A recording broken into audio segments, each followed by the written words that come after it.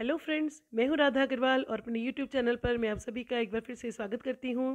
आज के अपने इस वीडियो में मैं आपके लिए लेकर आई हूं क्लास 6 की इंग्लिश की बुक न्यू इमेजेस के 8th chapter the पॉबल who has no toes का full Hindi explanation means word to word और सेंटेंस टू सेंटेंस में आपको इसका पूरा ट्रांसलेशन और पूरा एक्सप्लेनेशन बताऊँगी।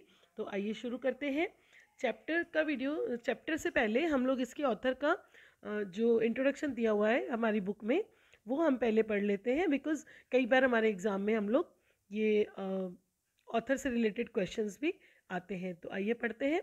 Edward लियर 1812 to 1888 was a British poet and illustrator most famous for his nonsense verses and limericks. Edward लियर हमारी इस पोएम के पोएट हैं जिनका 1812 यानी कि 1812 में जन्म हुआ था और 1888 में जिनकी मृत्यु हुई थी। वो एक ब्रिटिश कवि थे और व्याख्याता थे और वो सबसे ज़्यादा फेमस हुए थे उनके नॉनसेंस वर्सेस, यानी जो उनके छंद जो नॉनसेंस थे, जिनका कोई मीनिंग नहीं था, जो केवल ऐसे ही मज़े के लिए फ़न के लिए लिखे गए थे। और उनकी जो लाइमरिक्स थी, लाइमरिक्स बोलते हैं उन पोएम्स को जो सिली होती हैं, जो निरर्थक पोएम्स होती हैं। तो अपने नॉनसेंस वर्सेस और निरर्थक ही लिखते थे वो, मतलब जो केवल फ़न के लिए मज़े के लिए लिखा जाता था, ऐसी पोएम्स लिखते थे। He was born in the London suburb of Holloway. London में वो जन्म लिया था उन्होंने, सबर्ब ऑफ हॉलोवे जगह पर। He began his career as an artist at the age of 15। 15 साल की उम्र में उन्होंने एक आर्टिस्ट की तरह अपना करियर शुरू कर दिया था। The king of nonsense verse mocked the world in his writings.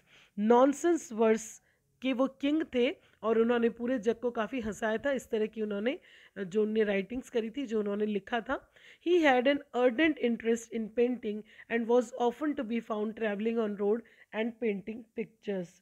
वो बहुत ही ज़्यादा, उनको तीव्र इंटरेस्ट था, बहुत ज़्यादा उनका इंटरेस्ट था पेंटिंग में और अक्सर उन्हें ट्रैवलिंग करते हुए पाया जा सकता था, मतलब वो ट्रैवलिंग बहुत ज़्यादा करते थे और रोड पे वो जो है घूमते थे और पिक्चर्स भी पेंट करते हुए उन्हें देखा जा सकता था। Lear penned the book of nonsense 1846 to amuse his friends rather than to make money. उन्होंने बुक ऑफ नॉनसेंस लिखी थी 1846 में, लेकिन उन्होंने पैसा कमाने के लिए नहीं लिखी थी, बल्कि अपने फ्रेंड्स का अम्यूजमेंट करने के लिए, उनका मनोरंजन करने के लिए लिखी थी। It has been observe that Lear was obsessed with giving names to each and every thing from a non living thing to a non existent thing. ऐसा देखा गया है कि लियर जो है ऑब्सेस्ड होना, मतलब उनको ये जुनून था, उनको अच्छा लगता था, वो ये बहुत करते थे। क्या करते थे? गिविंग नेम्स टू, हर एक चीज़ को, हर चीज़ को कुछ नाम दे देते थे। जो वो कोई नॉन लिविंग थिंग भी हो सकती थी या फिर कोई ऐसी चीज़ जो कि एग्जिस्ट ही नहीं करती है, जो कि दुनिया में है ही नहीं। The पॉबल who has no toes was publish in 1987। अब जैसे पॉबल है, ये पॉबल एक इमेजिनरी एनिमल ही है, कोई नॉन एग्जिस्टेंट सी थिंग है, लेकिन लियर ने एक इमेजिनेशन करी कि इस टाइप का एक एनिमल होता है, वाटर एनिमल, लेकिन ये पूरी तरह से इमेजिनरी एनिमल है और जिसके की कोई टोज नहीं है। एक पॉबल की कहानी है जिसके कोई टोज यानी पाँव की उंगलियां नहीं है। ये कहानी जो है उनकी 1978 में पब्लिश हुई थी। हमारी ये कहानी पॉबल के बारे में है, जो कि एक्चुअली एग्जिस्ट करता ही नहीं है, इस नाम का कोई एनिमल होता ही नहीं है, ये केवल एक इमेजिनेशन थी लियर की। The poem tells the story of a Pobble who loses his toes while swimming in the sea. ये जो पोएम है ये एक पॉबल की स्टोरी बताती है जो कि समुंदर में तैरते हुए अपने टोज खो देता है, अपने पाँवों की उंगलियां खो देता है। Lear's use of nonsensical lines and humorous illustrations creates an amusing atmosphere for the reader.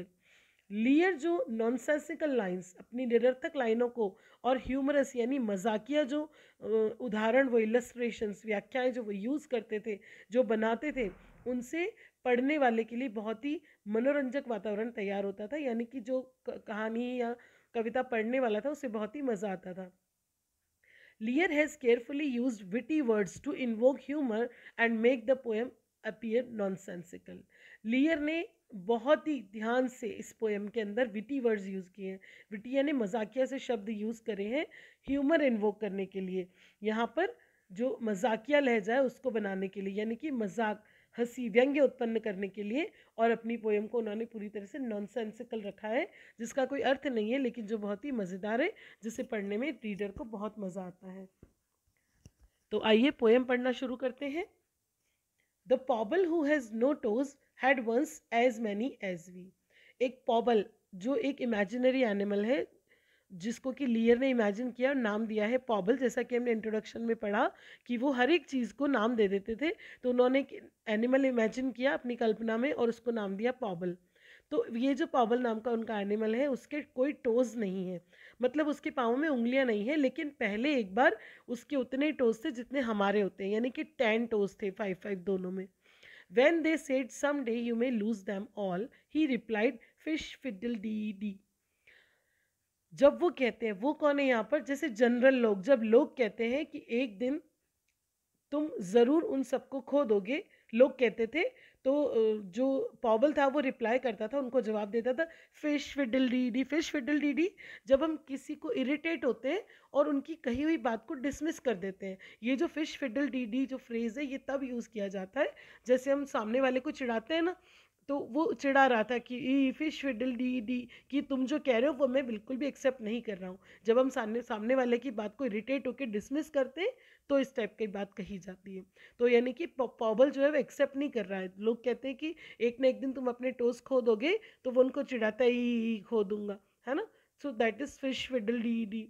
Then and his aunt Jobiska made him drink lavender water tinged with pink. और उसकी जो आंट है पॉबल की, उनका नाम जुबिस्का है, उन्होंने उसको लेवेंडर वाटर पिलाया जो कि पिंक कलर का, टिंज्ड मतलब रंग है उसका, तो जो पिंक कलर में रंगा हुआ है वो उन्होंने उसको लेवेंडर का जो पानी है वो पिलाया है। For she said the world in general knows there is nothing so good for a Pobble's toes। हालांकि वो कहती है कि ऐसा तो पूरी दुनिया ही जानती है, नॉर्मली इन जनरल मतलब सिंपली जानते ही है, सब लोगों को पता है कि पॉबल्स के टोज में कुछ भी अच्छा नहीं है ना। यानी कि पॉबल्स का टोज है या नहीं है उससे कोई फर्क नहीं पड़ता है। The पॉबल who has no toes swam across the Bristol Channel. Bristol Channel एक किनारे का नाम है, एक जगह से दूसरी जगह जो तैरने के लिए होते हैं वो चैनल्स। तो पॉबल जिसके की टोज नहीं है वो अक्रॉस द ब्रिस्टल चैनल, पूरा ब्रिस्टल चैनल जो है उसने क्रॉस कर लिया है, उसके इधर से उधर तक वो स्विम कर रहा है। But before he set out he wrapped his nose in a piece of scarlet flannel. लेकिन इससे पहले कि वो रवाना होता है, सेट आउट मीन्स जब तक वो रवाना होता, उसने अपनी नोज जो है वो रैप कर ली है। किस में नोज रैप करी है? In a piece of scarlet flannel. Flannel एक तरह का कपड़ा होता है जो वार्म होता है, और स्कारलेट मीन्स रेड कलर का, तो उसने एक रेड फ्लैनल का जो कपड़ा होता है उसके एक पीस में अपनी नोज को रैप कर लिया है, अपनी नाक को उसके अंदर लपेट लिया है। For his aunt Jobiska said no harm can come to his toes if his nose is warm. क्योंकि उसकी आंट जुबिस्का ने उससे कहा है कि अगर तुम अपनी नाक को वार्म रखोगे, अगर तुम अपनी नाक को जो है ठंडा नहीं होने दोगे, उसको थोड़ा गर्म रखोगे, तो तुम्हारे टोज को कोई भी नुकसान नहीं पहुंचेगा। And it's perfectly known that a Pobble's toes are safe provided he minds his nose. यहाँ पर प्रोवाइडेड का मतलब प्रोवाइड कराने से नहीं है, प्रोवाइडेड का एक और मतलब होता है कि बशर्ते। तो आंट कह रही है कि ये पूरी तरह से मानी हुई बात है, पॉबल्स टोज बिल्कुल सेफ है अगर नाक को वार्म रखते हैं, बशर्ते कि वो अपनी नाक का थोड़ा ध्यान रखे, माइंड्स इज नोज, अपनी नाक का थोड़ा सा ध्यान रखे, उसे अगर गर्म रखे तो जो टोज होते हैं पॉबल्स के वो पूरी तरह से सेफ है। The Pobble swam fast and well. Pobble ने जो है स्विमिंग बहुत ही तेज़ और बहुत ही अच्छे से की।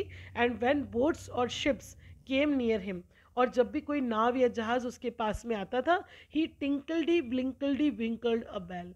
टिंकल्डी विंकल्डी का मतलब होता है घंटी की आवाज़ जो होती है ना, और विंकल्ड का मतलब होता है आग झपकाना। तो वो आग झपका के और बहुत तेज से घंटी बजाता था, बहुत तेज से घंटी बजाता था, जैसे कोई बोट और शिप उसके पास आने लगता था, so that all the world could hear him. इतनी तेज घंटी बजाता था कि पूरा वर्ल्ड उसको सुन सकता था। And all the sellers and admirers cried when they saw him nearing the further side. और सारे के सारे जो सेलर्स थे, मतलब सेलर कौन होते हैं? जो बोट पे, जो जहाज पे यात्रा करने वाले होते हैं, और एडमायरल्स होते हैं जहाज़ों के बेड़े का जो सबसे बड़ा कमांडर होता है, उसको एडमायरल बोलते हैं। तो सारे के सारे जो यात्री थे और जो कमांडर्स थे वो चिल्लाते थे जब वो देखते थे कि अगले आगे जो है फर्दर साइड में उनके पास में वहाँ पर वो पॉबल है, तो वो चिल्लाते थे he has gone to fish for his aunt Jobiska's runcible cat with crimson whiskers. वो जो है फिशिंग करने गया है अपनी आंट जुबिस्का की जो एक सिली सी कैट है जिसकी की गहरी लाल मूछें हैं। क्रिम्सन मीन्स गहरा लाल, और विस्कर्स यानी मूछें, एंड रंसिबल यानी सिली। तो यहाँ पर सिली वर्ड भी, ये कोई रुनसिबल कोई वैसे वर्ड नहीं है, ये लियर का ही वर्ड है। लियर ने इसको नया जो है ये नया वर्ड ढूंढा है खुद से ही। रुनसिबल लियर यूज करते हैं किसी सिली चीज के लिए।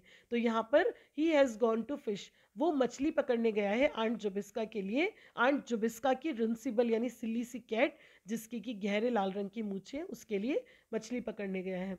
But before he touch the shore of the Bristol channel, लेकिन इससे पहले कि वो उस किनारे को, कौन सा किनारा, ब्रिस्टल चैनल का जो किनारा था, उसको टच कर पाता, a sea green porpoise carried away his wrapper of scarlet flannel. porpoise देखिए यहाँ पर राइट में मीनिंग दिया हुआ है, a sea animal related to the dolphin family. Hindi में इसको कहते हैं सूस। सूस नाम का एक सी एनिमल होता है, ये डॉल्फिन फैमिली का ही एक वाटर एनिमल होता है। तो यहाँ पे क्या, सी ग्रीन कलर का वो एक एनिमल था, और वो उसकी जो रैपर था स्कारलेट फैनल, लाल रंग की फ्लैनल में जो उसने अपनी नाक लपेट रखी थी, वो उसको तैरते तैरते वो आया और उसका वो लाल कपड़ा लेकर चला गया। And when he came to observe his feet formerly garnished with toes so neat, और जब उसने ही केम टू ऑब्जर्व, जब तक उसका ध्यान गया अपने पाँवों की तरफ, फॉर्मरली मीन्स पहले, फॉर्मरली यानी पूर्व में जो पहले था, और garnished means decorated, with toes so neat, जो कि उन पाँवों की तरफ उसका ध्यान गया जो कि पहले बहुत ही नीट। सो नीट का यहाँ पर मतलब है कि जो बहुत ही फैंटेस्टिक, सो नीट से मतलब है फैंटेस्टिक, तो जो कि बहुत ही खूबसूरत उसके जो टोज थे उनसे डेकोरेटेड थे पहले उसके पाँव। उसका जब तक ध्यान वहाँ तक जाता, his face at once became forlorn, और जैसे ही ध्यान गया उसका जो फेस था वो एकदम से बहुत ही निराश, बहुत ही सूना सा, बहुत ही लाचार हो गया। On perceiving that all his toes were gone, क्योंकि उससे ये, जब उसको ये अनुभव हुआ, जैसे ही उसका ध्यान गया अपने पैरों पर, और जैसे उसको अनुभव हुआ कि उसके जो टोस थे वो जा चुके हैं, यानी कि अब उसकी जो पैर हैं उनके ऊपर उसकी उंगलियां नहीं हैं, तो ऐसा पता चलते ही जैसे ही उसको थोड़ा सा एहसास हुआ और उसका जो फेस था बिल्कुल से उदास हो गया, वो बड़ा परेशान हो गया। And nobody ever knew from that dark day to the present who so had taken the Pobble's toes in a manner so far from pleasant, और कोई भी जान नहीं पाया, कभी भी नहीं जान पाया उस काले दिन से, डार्क डे मतलब जो बहुत ही दुखद या बहुत ही अजीब सी घटना होती है, बहुत दुखद होती है, उसको बोलते हैं काला दिन। तो उस डार्क डे से लेके आज तक कोई भी ये जान नहीं पाया कि उन पॉबल्स के टोज को who so means who has taken, who so का मतलब होता है कौन लेकर गया है, तो कि कौन लेकर गया उसके टोज, कौन ले गया, पॉबल्स टोज गए कहाँ, कोई नहीं जान पाया। In a manner so far from pleasant, pleasant का मतलब होता है सुहावना, जो चीज़ अच्छी लगे, तो फार फ्रॉम प्लीजेंट का मतलब कि जो प्लीजेंट नहीं है, अनप्लीजेंट है बहुत ही। इन अ मैनर यानी इस तरीके से लेकर गया पॉबल्स के टोज, जो कि बहुत ही खराब तरीका है। वेदर द श्रिम्प्स और क्रॉफिश ग्रे और crafty mermaids stole them away, या तो श्रिम्प्स लेकर गए हैं, श्रिम्प्स का मतलब होता है झींगे, वो भी एक वाटर एनिमल होता है, या फिर क्रेफिश, क्रेफिश भी एक तरह का वाटर एनिमल है, एक तरह की फिश होती है जो कि ग्रे कलर की होती है, या फिर क्राफ्टी मरमेड्स, मरमेड्स होती हैं जल परियां, जो आधी गर्ल और आधी मछली होती है ना, कमर तक जो गर्ल होती है और बाकी मछली होती है। और क्राफ्टी का मतलब यहाँ पर है कनिंग, यानी कि बहुत ही चालाक जो मरमेड्स हैं, जो जलपरियां हैं वो ले गई हैं, यानी या झींगे ले गए या क्रेफिश ले गई या मरमेड ले गई, कौन ले गया, किसने उनको चुरा लिया, किसी को पता ही नहीं चला। Nobody knew and nobody knows, न कोई तब जानता था और न अभी तक जानता है, how the Pobble was robbed of his twice 5 toes, कि किस तरह से पॉबल से लूट लिए गए उसके ट्वाइस 5 यानी 5 की जो 2 जोड़ी थी उसके टोज की, 5-5 हमारे दोनों पाँव में होते हैं ना, तो ऐसे ही उसके भी थे, तो 5-5 के जो 2 पेयर थे उसके टोज के, वो कौन चुरा के ले गया पता ही नहीं चल पाया।